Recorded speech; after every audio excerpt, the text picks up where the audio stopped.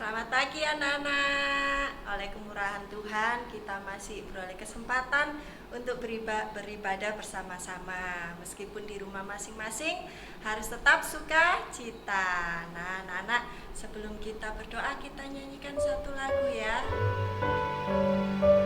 Ya, kita nyanyikan dengan sungguh-sungguh.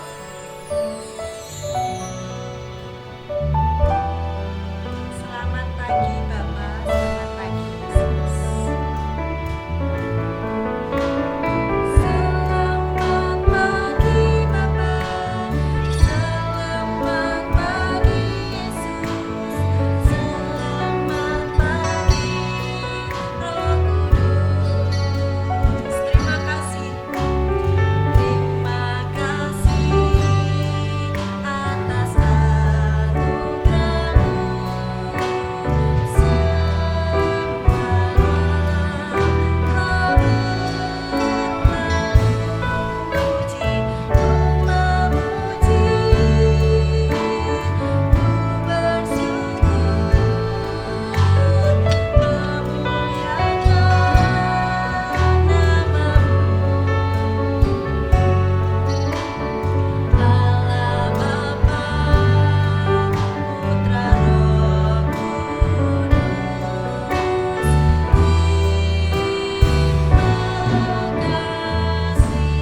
Kita datang kepada Tuhan, lipat tangannya, tutup matanya. Sama-sama kita berdoa kepada Tuhan.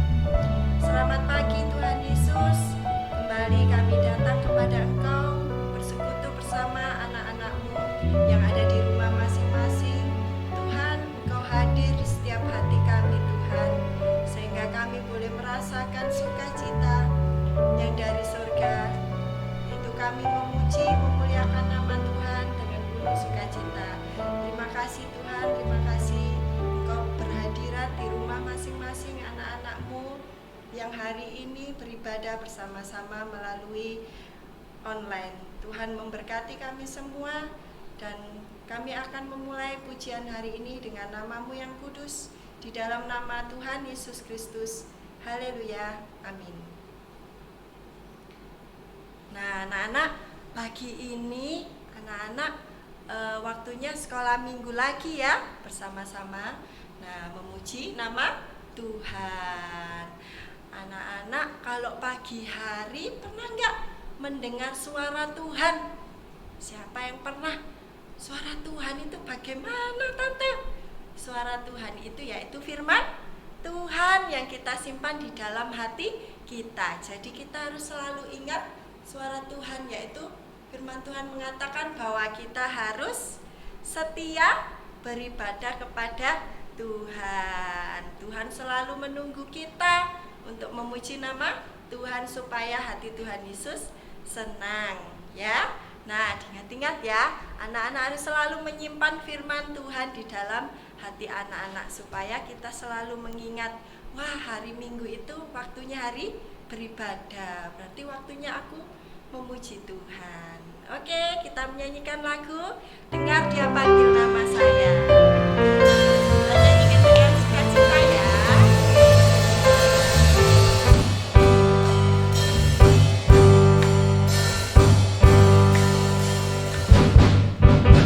Dengar Dia panggil nama saya, dengar Dia panggil namamu. Dengar Dia panggil nama saya, dengar Dia panggil namamu. Dengar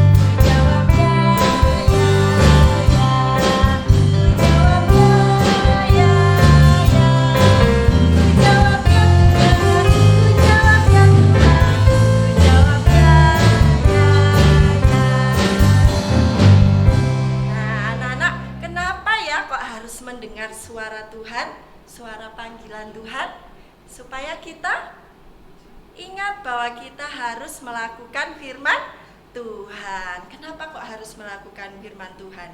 Supaya kita menjadi anak-anak yang berbuah. Buahnya yaitu kasih, sukacita, damai sejahtera. Nah, seperti pohon, ya, pohon yang besar, ada apanya biasanya? Yang bercabang-cabang itu apa? Ranting. Dan ranting-rantingnya itu harus berbuah supaya bisa dinikmati banyak orang. Sama seperti kita harus berbuah kasih ya, supaya kita boleh menjadi anak-anak yang baik. Wah, ternyata anak-anak Tuhan itu anak-anak yang penuh kasih, penuh sukacita. Kita menyanyikan lagu Yesus pokok kita jarangnya.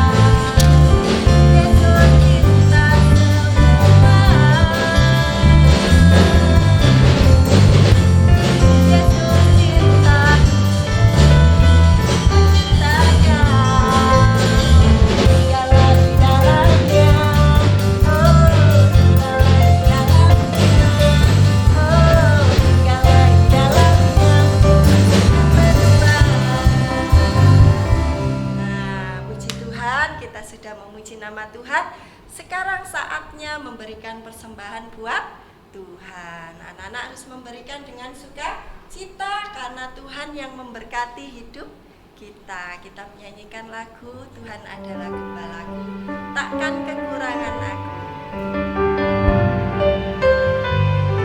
Boleh dititipkan mama, boleh disimpan sendiri ya.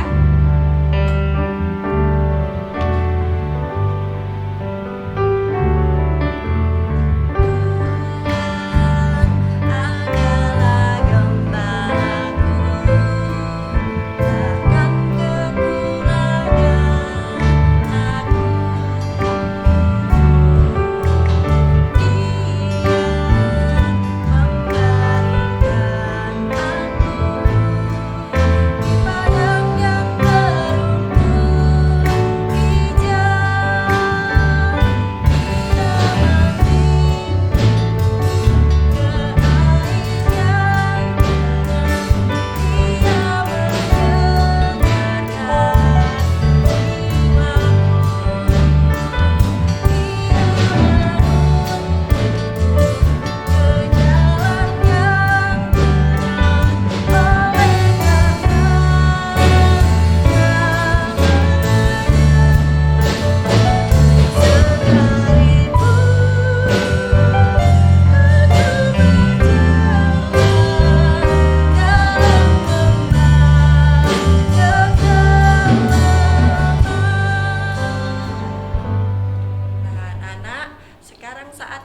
kita mau mendengarkan firman Tuhan. Kita siapkan hati kita untuk menerima firman Tuhan, dan kita nyanyikan sekali lagi lagu ini untuk masuk ke dalam doa. Kita menyanyi dengan sungguh-sungguh. Anak boleh duduk dengan manis, lipat tangannya.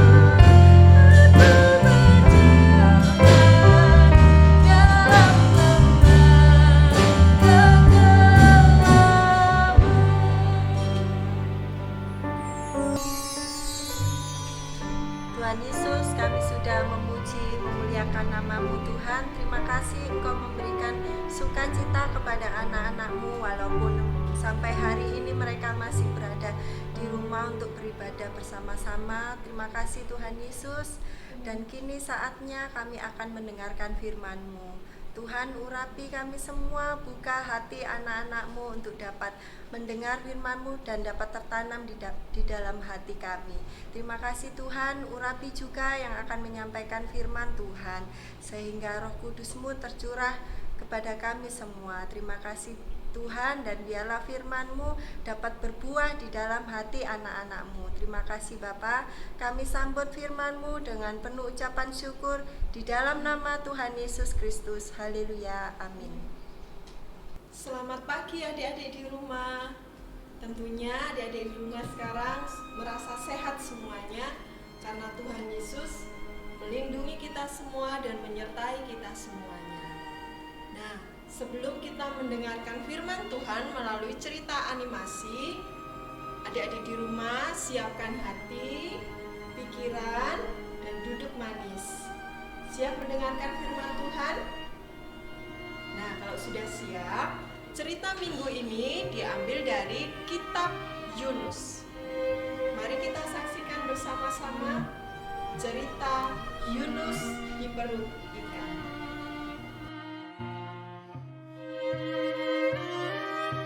Ini namanya Yunus. Yunus adalah seorang nabi, jadi pekerjaannya memberitakan firman Tuhan. Suatu hari Tuhan memerintahkan Yunus untuk pergi ke Niniwe karena orang Niniwe telah melakukan perbuatan buruk. Tapi adik-adik, Yunus tidak mau ke Niniwe.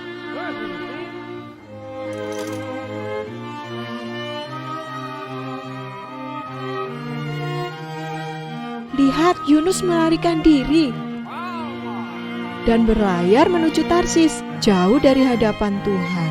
Tuhan mengirimkan angin yang sangat kencang di lautan dan menyebabkan munculnya badai yang kelihatannya bisa menghancurkan kapal menjadi berkeping-keping. Awak kapal menjadi takut, mereka mencoba segala cara untuk menyelamatkan kapalnya. Tetapi Yunus malah tertidur nyenyak. Kemudian sang kapten kapal mendatangi Yunus dan berkata, "Bagaimana mungkin engkau tertidur nyenyak? Bangunlah, berserulah pada Allahmu, supaya kita selamat." Lalu mereka membuang undi. Yunuslah yang kena undi. Lalu mereka bertanya kepada Yunus, "Siapa kamu? Mengapa hal ini terjadi pada kita?" Yunus memberitahukan siapa dia dan mulai menceritakan bahwa Allahnya yang menciptakan lautan dan daratan. Kata Yunus, "Buanglah aku supaya badai reda." Tetapi mereka mencoba melewati badai, tapi percuma. Akhirnya mereka meminta pengampunan pada Tuhan dan membuang Yunus ke laut. Dan tiba-tiba badai reda. Semua orang terkagum pada kekuatan Tuhan dan mereka berjanji akan melayani Tuhan. Tuhan mengirim ikan besar untuk menelan Yunus. Sekarang Yunus berada dalam perut ikan tersebut selama 3 hari 3 malam.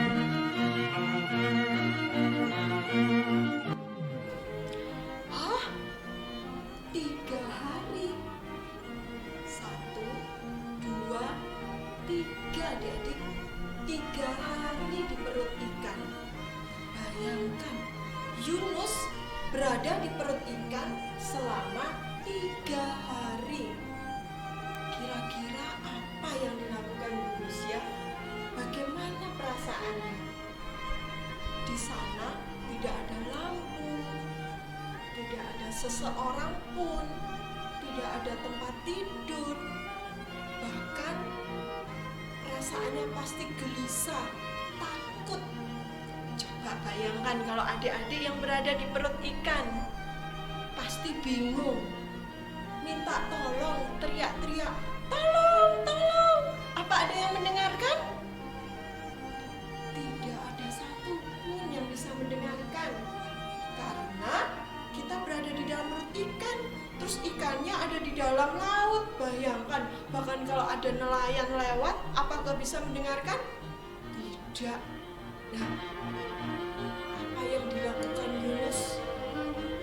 Yang dilakukan Yunus adalah berdoa. Adik-adik, kalau kita merasa ada masalah, ada kesulitan, dimanapun kita berada, tidak seorang pun yang bisa menolong kita. Kita akan melakukan satu hal, yaitu berdoa. Supaya dengan berdoa, Tuhan Yesus mendengar setiap keluhan kita, mendengar setiap teriakan hati kita. Nah, apakah Yunus selamat dari perut ikan? Pasti ada mujizat, pasti ada jalan keluar kalau kita berseru dan berdoa kepada Tuhan.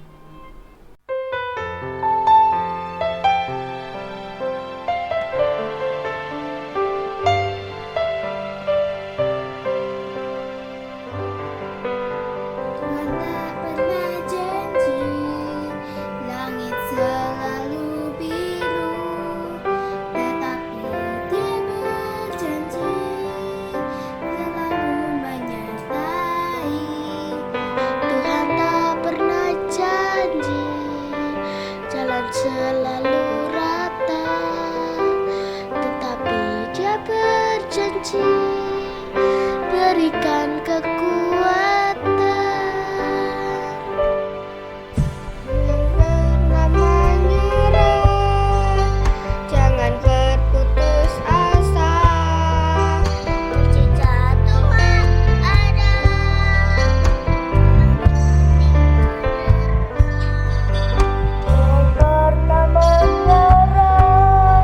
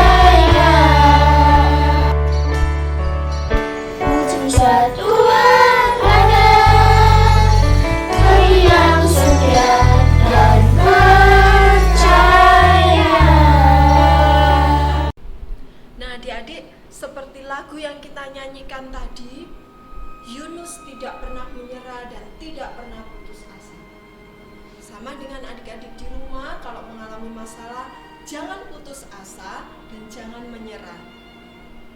Dan tetap berdoa setia kepada Tuhan. Kira-kira apa yang terjadi ketika Yunus di dalam perut ikan setelah dia berdoa? Apakah mujizat Tuhan ada buat Yunus dan buat kita semua? Yuk kita saksikan video lanjutannya. Yunus berdoa kepada Tuhan dari dalam perut ikan dan Tuhan memerintahkan ikan tersebut untuk memuntahkan Yunus. Tuhan memerintahkan Yunus sekali lagi untuk pergi ke kota Niniwe untuk mengatakan pada mereka di Niniwe apa yang telah Tuhan katakan tentang mereka. Kali ini Yunus menuruti perintah Tuhan untuk mengirimkan pesan dari Tuhan. Dan kemudian orang-orang Niniwe berhenti melakukan hal-hal buruk dan berbalik melayani Tuhan yang telah menyelamatkan mereka, karena mereka telah mendengarkan pesan yang diberikan Tuhan kepada Yunus. Wah adik-adik, gimana ceritanya? Seru kan? Ternyata Yunus selamat dari perut ikan atas pertolongan Tuhan Yesus. Karena dia berdoa dan Tuhan Yesus memberikan mujizat bagi kehidupan Yunus. Yesus sangat mencintai Yunus dan sangat menyayangi orang-orang Niniwe. Meskipun Yunus tidak mendengarkan perintahnya Tuhan Yesus, tapi Tuhan Yesus mau mengampuni kita semua. Bahkan mau mengampuni anak-anak di rumah. Terkadang kita juga sering tidak mendengarkan firman Tuhan atau melawan kepada orang tua. Kalau adik-adik sekarang merasa pernah melakukannya, mari kita berdoa dan mohon ampun kepada Tuhan Yesus. Karena Yesus menyayangi kita semua dan mengampuni kita semua. Mari kita berdoa. Anak-anak tutup mata, kita berdoa, serahkan hati kita kepada Tuhan. Terima kasih Tuhan untuk firman-Mu pada pagi hari ini. Kami semua anak-anak yang ada di rumah Tuhan menyerahkan hati kami mohon ampun kepada Engkau. Dan terima kasih Tuhan atas berkat firman-Mu pada pagi hari ini.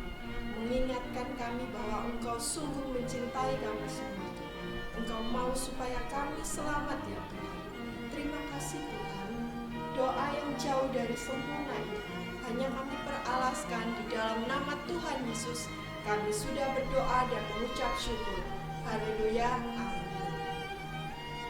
Nah adik-adik, ibadah kita sudah selesai. Tadi kita sudah memuji Tuhan, menerima berkat Tuhan, dan bersama-sama juga berdoa.